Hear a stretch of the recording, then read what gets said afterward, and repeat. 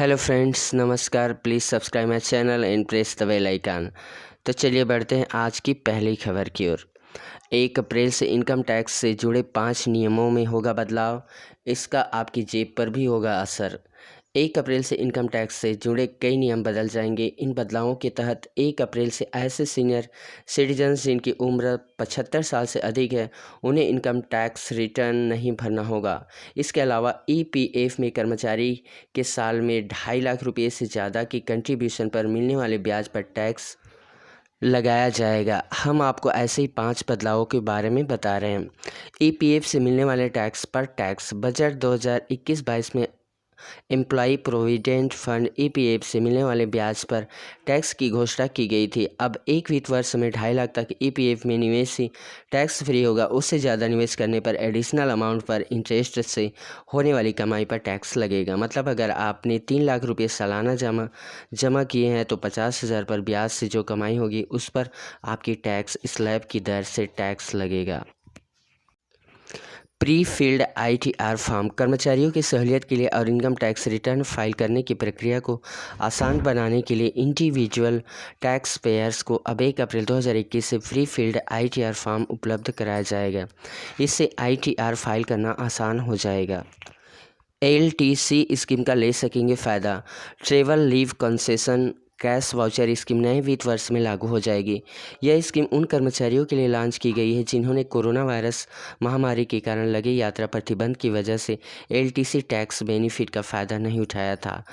Super senior citizens को ITR file करने से छूट। 1 अप्रैल 2021 से 75 साल से अधिक उम्र के वरिष्ठ नागरिकों को आईटीआर फाइल नहीं करना होगा। यह छूट उन सीनियर सिटीजन्स को दी गई है जो पेंशन या फिर फिक्स्ड डिपॉजिट पर मिलने वाले ब्याज पर आश्रित हैं। और आईटीआर नहीं फाइल करने पर दोगुना टीडीएस। सरकार ने आईटीआर नहीं फाइल करने वालों के लिए नियम काफ़ी सख्त किया है। इसके लिए सरकार ने इनकम टैक्स एक्ट में सेक्शन 206A(b) को जोड़ दिया है। इसके तहत अब आईटीआर फाइल नहीं करने पर 1 अप्रैल 2021 से दोगुना टीडीएस देना होगा। नए नियमों के मुताबिक जिन लोगों ने इनकम टैक्स रिटर्न फाइल नहीं किया है उन पर टैक्स कलेक्शन 8 सोर्स भी ज़्यादा लगेगा। नए नियमों के अनुसार 1 जुलाई 2021 से पीनल टीडीएस और टीसीएल दरें 10 से 20% होगी। और अगली खबर की बात करें दोस्तों, तो भारतीय डाक विभाग ने 10वीं पास कैंडिडेट से मांगे आवेदन। 25 से 58 पदों पर भर्ती के लिए 7 अप्रैल तक करें अप्लाई।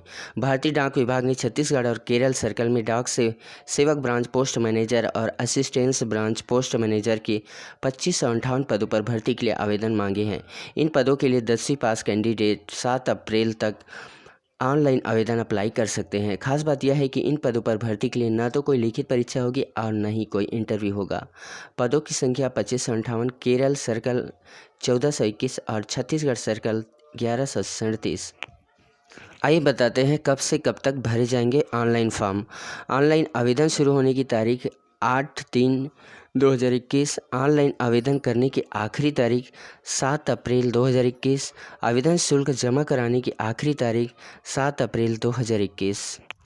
तो आइए बताता हूं दोस्तों कि इस फॉर्म के लिए भरने के लिए आपके पास योग्यता क्या होनी चाहिए। इन पदों के लिए आवेदन करने वाले कैंडिडेट्स किसी भी मान्यता प्राप्त बोर्ड संस्थान से 10वीं या समकक्ष परीक्षा पास होने चाहिए। 10वीं में मैथ्स, स्थानीय भाषा और अंग्रेजी में पास होना चाहिए। इन पदों के लिए न्यूनतम 18 साल और अधिकतम 40 साल तक की उम्र वाले कैंडिडेट्स अप्लाई कर सकते हैं। रिजर्व कैटेगरी के कैंडिडेट्स को अधिकतम आयु में भारत सरकार के नियमानुसार छूट दी जाएगी। एप्लीकेशन फीस SC ST और दिव्यांग कोई फीस नहीं। जनरल और अन्य 100 रुपये फीस लगेगा। मैं बता दूं दोस्तों, इन पदों पर भर्ती के लिए कैंडिडेट्स का सिलेक्शन 10वीं में मिले अंकों के आधार पर किया जाएगा। इसके लिए कोई परीक्षा या इंटरव्यू नहीं होगा। शॉर्ट लिस्टेड कैंडिडेट्स को डायरेक्ट डॉक्यूमेंट वेरिफिकेशन और ट्रेनिंग के लिए बुलाया जाएगा। आइए और अगली खबर की बात करें दोस्तों, तो निजी हाथों में जाएंगे 4 बड़े एयरपोर्ट। दिल्ली, मुंबई, बेंगलुरु और हैदराबाद हवाई अड्डों की बची हुई हिस्सेदारी भी बेचेगी केंद्र सरकार। पीएम मोदी ने 100 असेट्स के मोनेटाइजेशन का लक्ष्य तय किया है। इस मोनेटाइजेशन से 2.5 लाख करोड़ रुपए का निवेश जुटने की उम्मीद। केंद्र सरकार दिल्ली, मुंबई, बेंगलुरु, हैदराबाद हवाई अड्डों की बची हुई हिस्सेदारी को बेचने की तैयारी कर रही है। असेट मोनेटाइजेशन के जरिए 2.5 लाख करोड़ रुपए जुटाने के लक्ष्य को पूरा करने के लिए इस हिस्सेदारी की बिक्री की जाएगी। इस मामले से वाकिफ सूत्रों के हवाले से न्यूज एजेंसी की रिपोर्ट में यह दावा किया गया है। प्राइवेटाइजेशन के लिए 13 और हवाई अड्डे चुने गए। पिछले महीने हुए सचिवों की कमेटी की बैठक के हवाले से सूत्रों का कहना है कि इन चारों हवाई अड्डों में से सरकार एयरपोर्ट अथॉरिटी ऑफ इंडिया की बची हुई हिस्सेदारी बेचेगी। इसके अलावा समिति ने प्राइवेटाइजेशन के लिए 13 और हवाई अड्डों को चुन लिया गया है। दिल्ली, मुंबई, बेंगलुरु और हैदराबाद हवाई अड्डों में से एएआई की हिस्सेदारी बेचने के लिए विमानन मंत्रालय कैबिनेट से मंजूरी लेगा। इसके लिए जल्द ही कैबिनेट में प्रस्ताव पेश किया जाएगा। अभी इन चारों हवाई अड्डों का संचालन निजी क्षेत्र के साथ ज्वाइंट वेंचर में किया जा रहा है। बता दो दोस्तों कि वित्त वर्ष 2021-22 के बजट भाषण में वित्त मंत्री निर्मला सीतारमण ने कहा था कि नए इंफ्रास्ट्रक्चर के निर्माण के लिए मौजूदा पब्लिक इंफ्रास्ट्रक्चर असेट्स का मोनेटाइजेशन काफ़ी महत्वपूर्ण है। प्रधानमंत्री नरेंद्र मोदी ने पिछले महीने कहा था कि सरकार ने ऑयल और गैस पाइपलाइन जैसे 100 असेट्स की मोनेटाइजिंग का लक्ष्य तय किया है। इससे 2.5 लाख करोड़ रुपये का निवेश जुटाया जा सकता है। केंद्र सरकार ने 1 अप्रैल से शुरू हो रहे वित्त वर्ष में विनिवेश के जरिए 1.75 लाख करोड़ रुपए जुटाने का लक्ष्य तय किया है। और अगली खबर फिल्मी जगत से दोस्तों, अवतार बनी दुनिया की सबसे ज़्यादा कमाई करने वाली फिल्म। ये भी है दुनिया की सबसे ज़्यादा बॉक्स ऑफिस कलेक्शन करने वाली फिल्म। हॉलीवुड फिल्म अवतार को हाल ही में चीन में री रिलीज़ किया गया। अवतार ने री रिलीज के पहले 2 दिनों में 89.40 करोड़ रुपये 12.3 मिलियन डॉलर कमाई की, जिसके साथ फिल्म का world wide box office collection करीब 20,368 करोड़ रुपये हो गया है।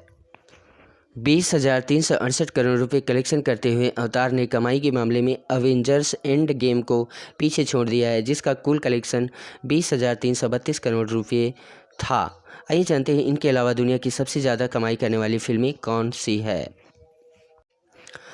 अवेंजर्स एंड गेम साल 2019 कमाई 20,332 करोड़ रुपए। डायरेक्टर जोई रूसो और एंथोनी रूसो।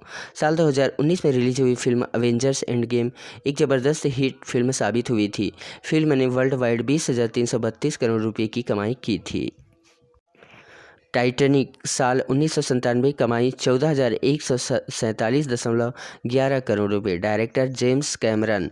जहाज़ डूबने की सत्य घटना पर आधारित फिल्म टाइटैनिक ने 14,147.11 करोड़ रुपए का बेहतरीन वर्ल्ड वाइड कलेक्शन किया था।